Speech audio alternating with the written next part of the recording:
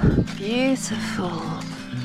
Yay, look at that lovely one. Hi guys, and welcome back to our channel and welcome to a new video. It has been the coldest weather for so long. There's still actually snow on the floor. It's super cold, but the sun is back, and I believe in about 24 hours we are due some actual normal temperature weather. So I've just harvested, it's quite an aged artist fungus. Oh, it's possibly the loveliest smell. It's a beautiful one. I have my two foraging buddies with me today. Right now we're on a private estate and we're going to go and look through the ancient woodlands, because even though it is actually snowing, it would be nice just to see what is out there.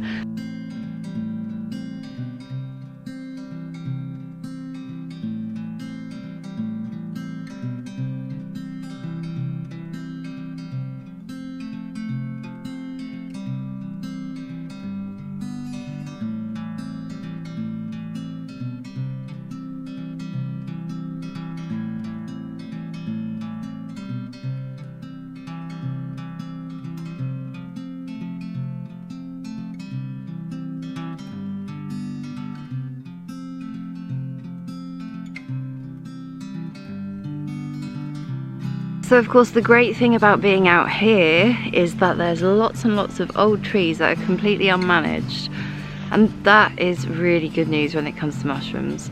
Plus it's not a public space. Quite surprised at the moment that we haven't found any Scarlet elf cups. I think it's been really well so far. There's a lovely day to go foraging. Yes. Yeah, we found a couple birch of the, what's it called, artist bracket, and some turkey tail. And What are we hoping to find the most though? we are looking for Scarlet elf cups. Correct. Yeah. Oh. Is that refreshing? Yeah. Have some. Yum.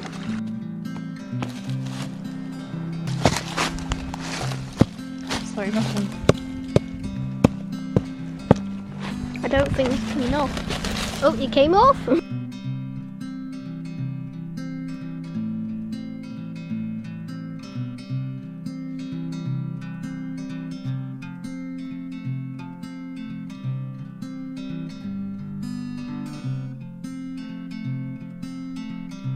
So we are almost there. We're a few weeks away from Ostara, Easter for non-pagan friends, and more importantly spring. It is rebirth time. We're all coming back to life. I'm very excited about that. It's been a long winter, hasn't it? It's been cold. It's destroying me having the heating on so much, but it's now warming up slightly. We're getting warmer nights, warmer days. Today's a bit sort of little bit of rain, not very much, just sort of light. So it's also the end of half term here, and we've been a very busy family this week. I've decorated my kitchen ready for the spring, and we've just been absolutely on one all week. If there's anybody being silly in the background of the video at the moment, I apologise. That's having a teenager for you. It's like a pet that comes with no instructions. Okay, so this morning I have found some lovely baby primrose leaves and some little primrose flowers, and I'm just going to collect a little bit of gorse flower because I want to make some meads. So I think it's nice to make a spring mead with all of the edible flowers that are available right now, ready for the springtime, and that should warm us into some fun nights to get us to summer. We have just found some beautiful little woodies. I didn't think there'd be any left, so there are, so let's get those.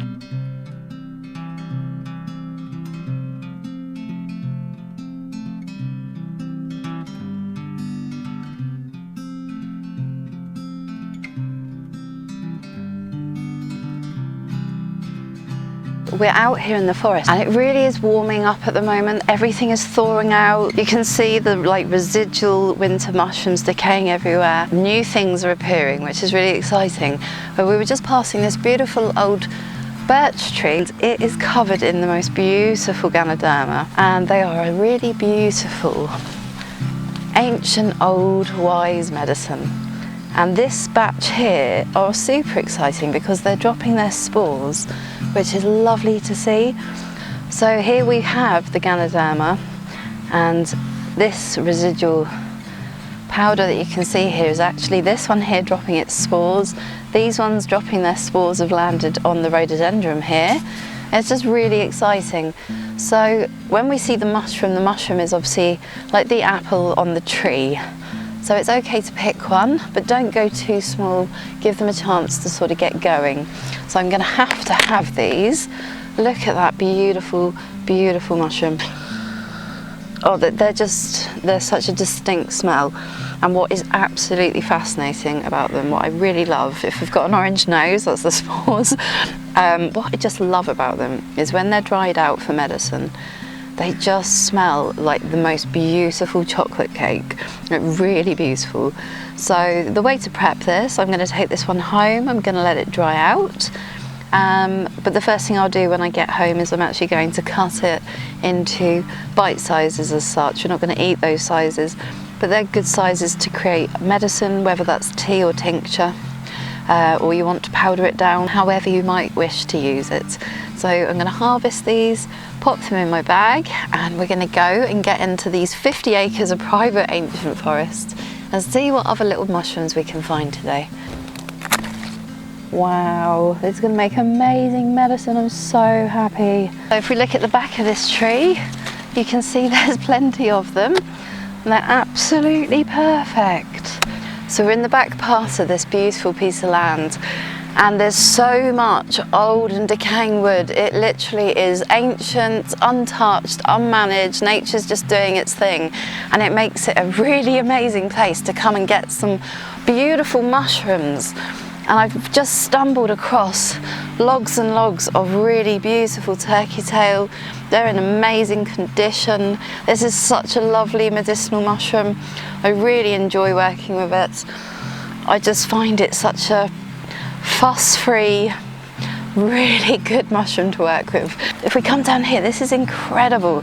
This just shows you how old this forest is and how beautiful and big nature can get. Look at this turkey tail. And it's obviously very old.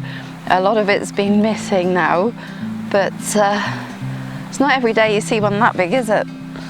This one, absolutely gorgeous. Look at that. It's just so beautiful. To be fair, this is probably a bit unusable, but they're just really, really cool. I'm just going to go along this branch, and if they're in really good condition, so I like to see there's no green on the top, perfectly white underneath. Those are really lovely, really good medicine. And if this was an apple, it would be ripe for picking. So picking it and using it for the medicine it is what we shall do. It's fantastic, beautiful forest. So you can't get more organic and natural than in this spot. It's a pleasure that I'm allowed to collect these. They are beautiful.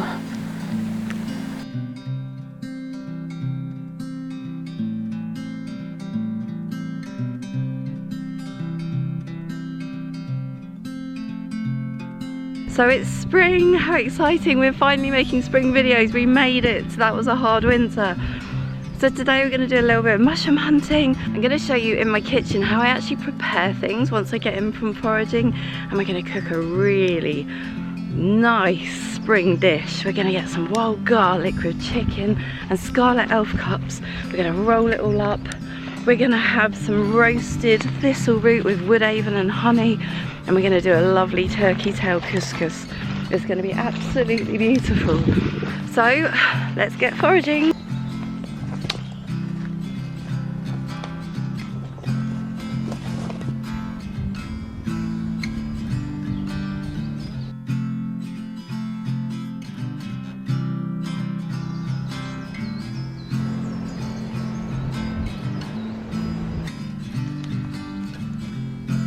See them?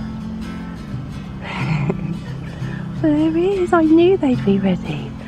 We've been waiting for ages, and I knew they'd come out to sunbathe. let's go meet them. Let's go. Oh, wow. That's really cool. Oh, they're dry. No, that's perfect. Look at that one. Wow. Look at how beautiful that one is. God, look at it. This is so exciting. We're in Pixie World. Yay. Oh my God, it's so amazing. Whoa, look at them. Oh my goodness, look at them all. Let me photo them all. That's crazy amazing. So beautiful. Oh, they're so big. Wow, that's a beast. Wow.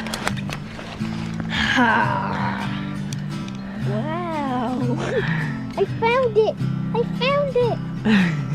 They're beautiful ones. I didn't think I could find that. But you did.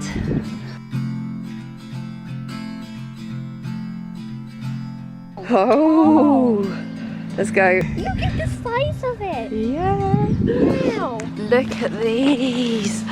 They're Oh so my beautiful. That is amazing.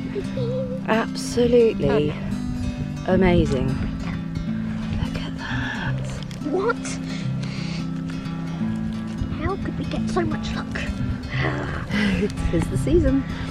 There's so many big ones on here. Yeah. Gotta pick the fruit when it's ripe.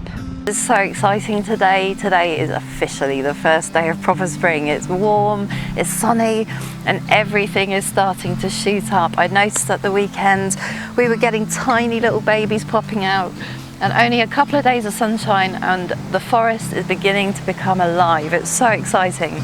So let's start with something that most people are always keen to try and find, and of course that is the wild garlic. So of course most people like to find the allium and the wild garlic, but it is one that really scares people to forage, because obviously there are things that grow in the wild that are dangerous. When it's spring and they're just little baby shoots, people can be slightly nervous about that. We have this beautiful specimen here growing next to what a lot of people can get confused. So this is a lords and ladies here, toxic, dangerous plant. We don't want to be eating that one. And here we have a beautiful patch of wild garlic. So, I mean, you're gonna probably smell it before you find it. That is the way with wild garlic. And it has a really waxy feeling, really sort of squeaky. If I rub the leaf, you might hear it. It's a very squeaky sound. So that's a good indication that you have some wild garlic. If it absolutely stinks like garlic, you probably have wild garlic. The stem and the vein that go up to the point are very pronounced. So if you've got that combination, you know you're good. So here we go, looking close up. These are the very baby ones. When people get nervous, don't worry about picking these. Wait till it shoots, and it's obviously a beautiful wild garlic. And I don't think you can go wrong. As you're looking around, you can see them popping up everywhere. And this is the one that people can get it confused with the most.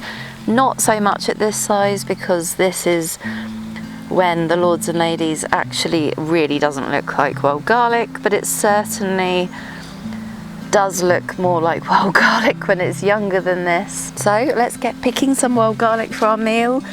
We've just had a fantastic haul of Scarlett elf cups, so let's get some wild garlic and let's get home and get cooking. So guys, we're home now, and as you can see, we have had quite the crop.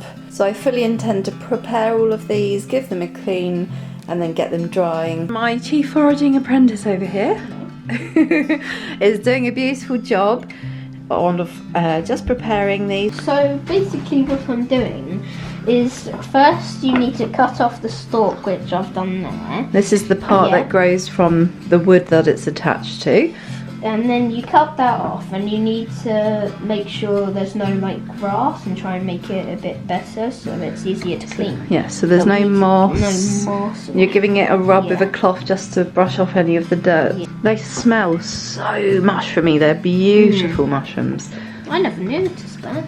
What, that they smelled so mushroomy? Yeah. Okay guys, so it's now the afternoon. The beautiful bowl of Scarlett elf cups is now prepared and ready for cooking, washing, etc. I just want to show you something. So the fascinating thing about these mushrooms, and they're the only type of mushroom that do this, when they change in temperature, they actually, like a pneumatic, pump their spores up and out. And I want to show you that right now, okay? So here we go, watch what happens.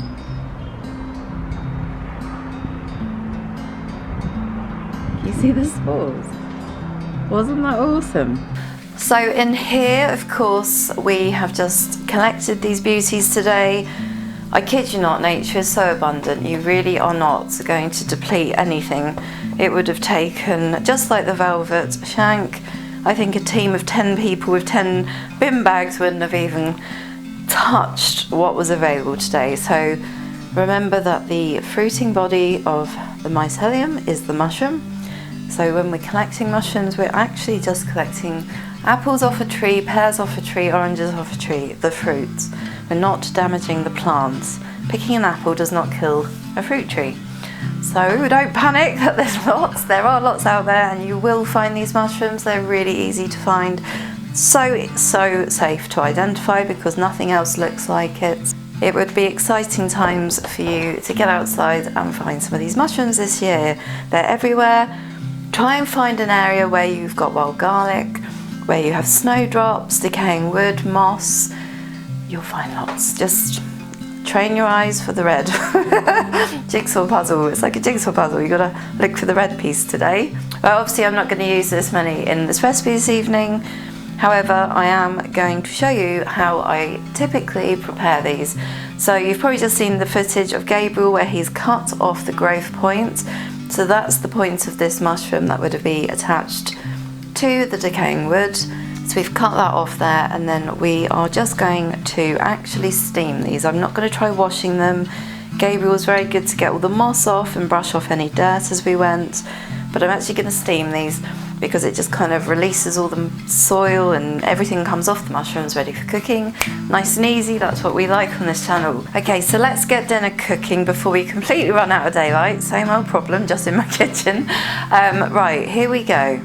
So I know that everybody likes the recipe with weights involved, and I always write down what I'm doing, apart from today, because I'm going to take it off of this video later and save time. So I always write down my recipes as I go along. So I'm feeding a family of 4, and today I've got 4 chicken breasts, which is 950 grams of chicken. So to balance that out, I'm going to try and go with, say, 500 grams of mushrooms, although I don't know how much mushrooms weigh, so that could be a lot. Let's have a look. Yeah, that would be a lot. So there is our beautiful 250 grams of the wonderful Scarlett Elf Cup. And I'm going to pop those into my steamer here. So I will do this first and let them get a bit clean, and then give them a rinse once they come out, and then I will chop them up. Okay, so my oven's on heating up, and here, this has been an exciting thing to look forward to working with. Here you are looking at a very healthy sized, look at that, isn't that beautiful, fabulous. This is a bull thistle roots. I absolutely love the flavour of these. They are just so delicious. It's free wild food, so you can only really harvest these on private land with permission in your garden, and be mindful not to send any of the root parts back to your garden. It's a controlled species, so if you actually have this on your land, you do need to take care of it and remove it. So I don't think people will mind you if you ask to harvest them. Just be mindful with how you dispose of the roots. So I am going to, I just cut that off. I absolutely love the smell of this root. It's fabulous. So what I'm actually going to do is I'm going to cut off these little tendril pieces here, and then it will look a bit more like a parsnip. And I'll still use these pieces. I'm going to give them all a rinse, chop them up, and they're going into roast with some wood avon, powdered roots, and some honey. So I'm going to go and get this washed, and we'll come back and we'll get that in the oven. Okay guys, so these little beauties have been steaming for a few moments now, and you'll be able to see that all the soil is looking quite loose, and I'm just going to literally run those under a tap, spray them off, pick any last little bits of moss off, and then they're ready for me to get into this dish. Okay guys, so we've switched the lights on now because we're not winning. There is a storm rolling in, so it's getting super dark. So here we are, still in my kitchen. So here's the beautiful wild thistle roots. This has now been scrubbed. Literally you do want a very vigorous scrub with a nice firm brush under some running water. So the thing to note about wild food, of course, is you probably won't find much like this or this, and certainly not this in your local supermarket. So you're going to have to get your head around the fact to start with that we're not looking for highly genetically modified, perfect looking items from the wild. They're wild. They're also going to be super covered in soil, you know, as if you were buying something from the farmer's market. But I think, you know, if you've never gardened before, don't be frightened. This is how things grow. It's all good. Right, so first things first, with the thistle roots, I am literally just going to take away any, now remember, this is an invasive species. Where these pieces of rubbish go matter. So I'm going to have a separate bowl for these, and they're going in my actual bin. They're not going in my garden. I'm very excited because I know how delicious this is going to be. And this really is a really good root. It was quite a battle getting this one out of the ground. Not my battle. I have a wonderful assistant who wrestles with wild things for me all the time, so it's wonderful. Take this funny little shape off here.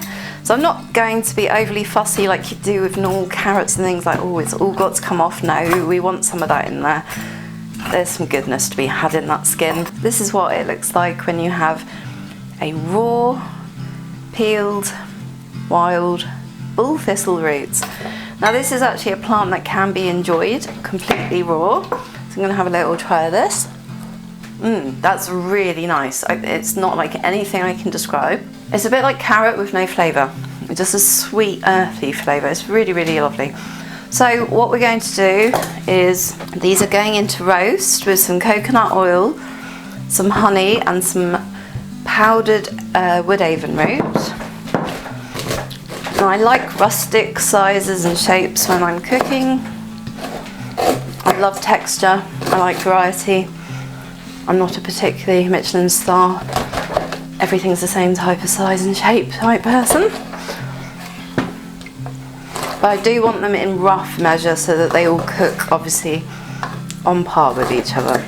So this is the thistle root chopped into small pieces. I'm actually going to steam it for maybe 5 minutes just to soften them up before putting them into hot organic coconut oil, and I'm going to sprinkle them with ground woodhaven and a little bit of honey, give them a good coat and stir them around and pop them in the oven. So let's get stuck into the main course. So it is wild garlic season. So I picked a bag full today. It's literally fresh off the plant. I'm just going to sort through these, make sure that there is nothing in here that I don't want to be eating with our dinner. Just ensure that everything in here is definitely wild garlic. So let's create a filling for our chicken. So we are going to chop up the little Scarlett elf cups. I'm going to do a few at a time, I think. I'm not really bothered if there's any type of soil or perhaps leaf debris or anything at this point.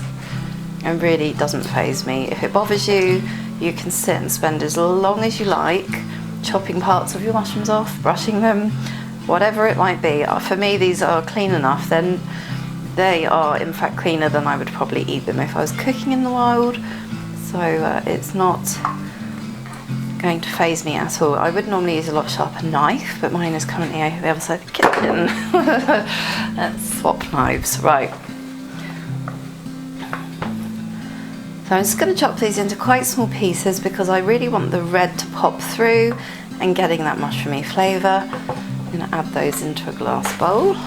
If you've never eaten wild mushrooms before, I would highly recommend that you do not eat them in this quantity for your first experience. I would only try a little bit or one and see how your body reacts to wild mushrooms, because wild mushrooms are not like the food that you're used to. Your body may not be compatible with wild mushrooms, they just may not agree with you. so you don't want to overdo it the first time that you are going to try them. If this is the first meal you're going to try, I'd recommend trying 1 or 2 of the mushrooms the day before, just making sure that you have no strange allergy to wild mushrooms. Thankfully, touch wood, I have never come across anything I'm allergic to in the wild. This is such a nice way to get colour. Not many foods that are colourful to start with hold their colour the whole way through the cooking process. The Scarlett Elf cups do, and it makes them a really fun addition for food. You're going to get all that pretty colour going on. I think it's really important to mention also that if you're out foraging in woodlands, you really do need to be really careful not to be foraging anywhere near yew trees, especially with something like this that does come from the forest floor and is covered in debris. Anything that grows on yew trees, anything that grows near yew trees, I would just avoid it like the plague. So there we go, we have got some beautiful red chopped mushrooms, and we are going to now accompany that. Just move that out of the way. We've got the handful of freshly washed wild garlic. First wild garlic meal of the year. I'm so excited. Oh, it just smells so good. So I'm just going to give this a chop. Again, kind of aiming for the same sizes as the mushroom pieces. So we got this really beautiful, vibrant red and spring green.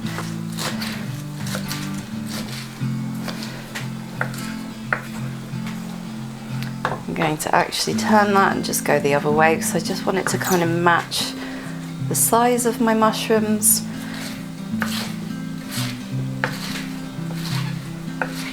It smells amazing. Right, so let's get that in the bowl. Let's get that in there with the mushrooms and that amazing wild garlic. It just smells and looks absolutely beautiful. So look at this beautiful, vibrant, wonderful wild garlic with the Scarlett Elf cups. This is going to make a beautiful filling for the chicken. So use what you have. You could use ricotta, you could use all sorts of soft cheeses. We have a tub of Philadelphia, not advertising. And we only have 3/4 of a tub of Philadelphia. So that will do. So I'm going to actually add my Philadelphia to this mixture. And I am going to get some salt and pepper in here.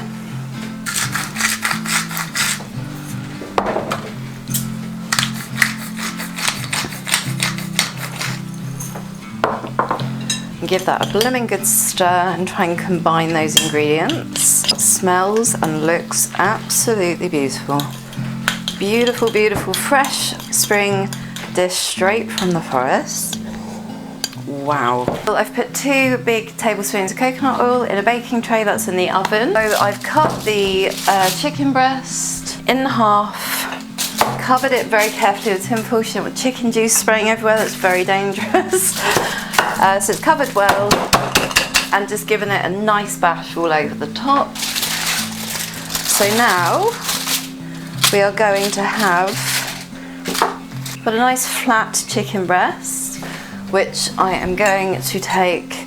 I've got 4 of these, so I'm going to divide my mixture into 4 in the bowl. So we're going to take this and we're going to place it down the middle. That really does look quite something. Actually roll this completely into the tin foil, and I'm going to get these in the fridge just to set, so squeezing that like a nice roll. Bearing in mind we're covered in chicken juice at this point, that is really quite a dangerous thing. So it's a nice roll, and that is going to go quickly into the fridge, probably for about 15 minutes. I will make all of them, and that should get them to firm up nicely, ready to go straight in to be cooked. So it's just a cut down the middle, just a gentle cut, not the whole way through the chicken breast, opening it up. Cover that chicken breast with tin foil. Okay guys, so it's time to get those thistle into the oven with the chicken, and we'll get it all cooking, and then I will show you what we're going to have with it. In the oven already, I have got 2 tablespoons of coconut oil. I'm using coconut oil to roast with, A, because it really enhances the flavour. I love the taste of coconut oil, and B, because it's a heat stable oil, so it's a really good one to fry and roast with.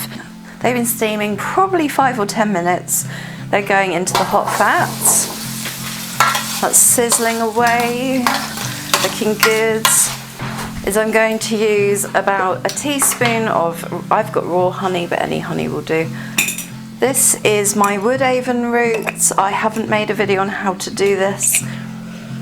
It's so lovely. It has eugenol in, so it does have a clove-like quality, but I really do believe that it has its own kind of scent and aroma, and it's a wonderful old ancient wild spice that we have that we should take more advantage of, and it just really works well in this dish. Just going to scatter that over my thistle. So to make the Woodhaven root, you would need to harvest some Woodhaven roots, again bearing in mind the legalities of harvesting roots, but if you have some growing in your garden or you've got the permission to dig them up, collect some plants.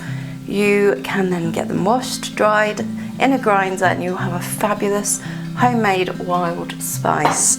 So I'm just going to quickly mix this thistle root in the Woodhaven powder, the raw honey, the coconut oil, and these are going straight in the oven to roast. And I'm also going to get in the oven those rolled up chicken parcels. We'll get those baking, and we'll get the next bit prepared. So the next thing we need to do is make some couscous. Really, really, really simple thing to do. We're going to add a twist because of course everything's wild that we're doing here. I've got some beautiful fresh turkey tail, literally just finished drying. So, oh wow. So what I'm going to do here, turkey tail has many health benefits. And the way we access medicine that grows on trees, so any of these brackets, I have to show you this. Look at my mushroom. This is the Galadama applanatum, and it is an absolute beauty. Absolutely beautiful thing. Otherwise known as the artist's conch, of course. You can draw a picture on here. So this is my beautiful Galadama, and I won't talk about that now because we're going to end up going off at massive tangents. We'll come back to that in a bit. But the thing with tree medicine, bracket fungus, they're not really foods. They are something that we need to extract. So inside of these mushrooms, all of these type of brackets, there are water soluble and there's alcohol soluble qualities. So the longer you tend to boil these, the more that you're breaking down the chitin, which will release all of the polysaccharides into the water. So you do need to sort of simmer or boil away for at least a couple of hours if you want to have a very medicinal drink. But I'm actually quite happy that we're going to simmer away some stock just for the time that this is cooking. Most of these bracket fungus do become extremely wood-like once they are dried, so it's very important to prep them when they're fresh from the forest. Little bits of turkey tail. I'm going to get some water in here, get that bubbling away to create some stock, which I will use to hydrate my couscous, giving it some more magic from the forest, some more mushroom flavours into our dish. Okay guys, it's getting quite late and I'm getting quite hungry, and this whole kitchen is filling with the most amazing smell. Really homely, beautiful smells coming from the chicken and the wild garlic and the thistle roots.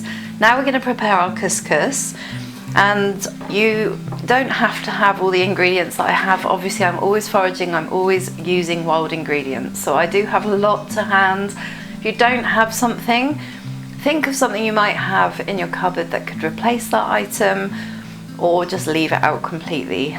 For instance, I am going to be using some powdered porcini, a couple of beautiful bullets I found, and they were dried and blended and ground down into a beautiful powder, which is such a nice enhancer for taste. The other thing I've got, I actually collected and dried some ground ivy the other day, and I'm simply going to give that a little pestle and mortar so that it's a nice flaky herb where it's so dry. So I've ground down the ground ivy. This is such a beautiful aromatic, oh, it's just such a wonderful thing. If you like the smell of rosemary and sage, it's kind of somewhere around that woody, really base. You've got a real deep woody fragrance straight from the forest. Absolutely love that. The smell of porcini is just heavenly. We're bringing so many beautiful flavours, textures, colours, all sorts of things you will never find in a supermarket are coming into this dish. So to boost the nutritional qualities of this dish, we have of course been boiling some turkey tail now. I'm feeding 4 people, so I've got 200 grams of couscous, which is just going to go into this bowl, and I'm going to actually add the ground ivy sprinkled in, a teaspoon of the pecini sprinkled on. I'm going to add some salt and pepper to the couscous.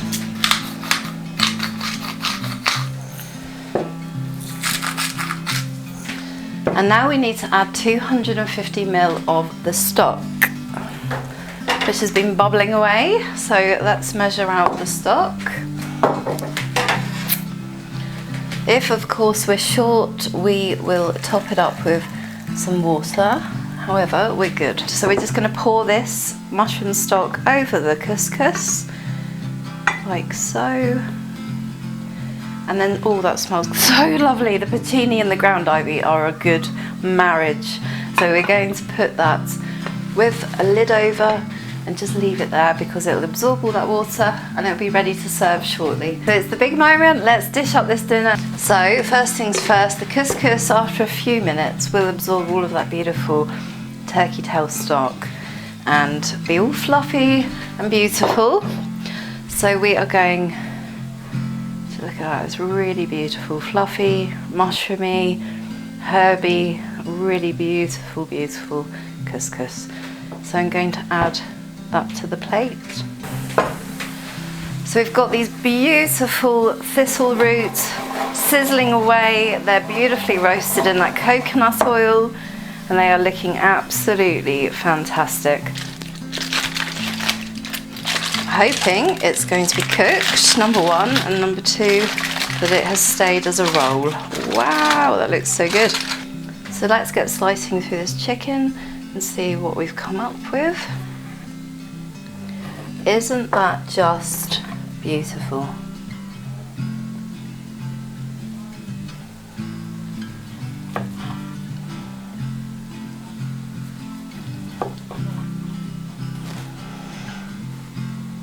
Across the plate, that is a beautiful dish. Really beautiful.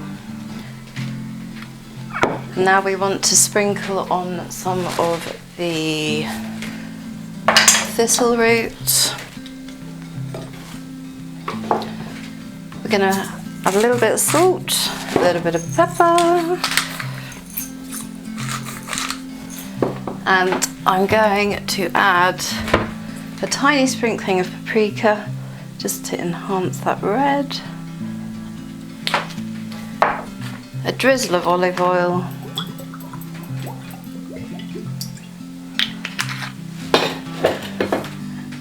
and a squeeze of lime. And there we have one beautiful finished dish.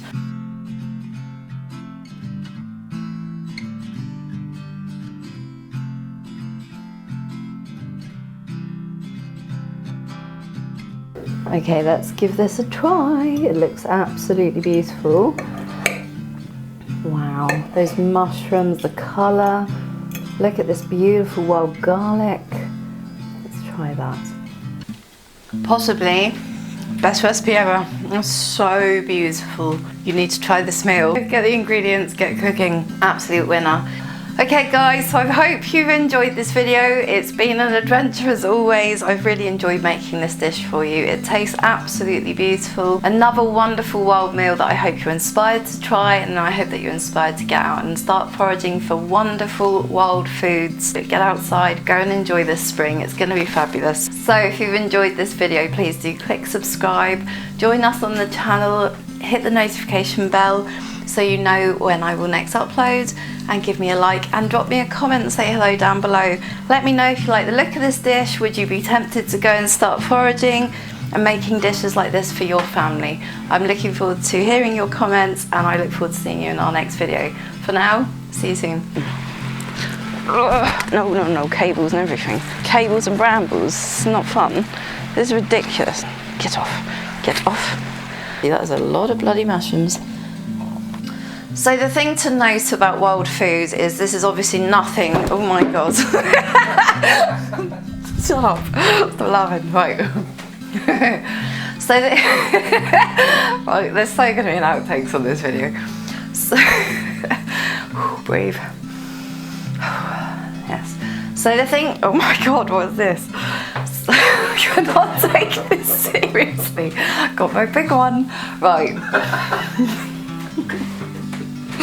Right, I don't actually tend to peel most roots, they're not big enough, but this one obviously is a very sizable piece.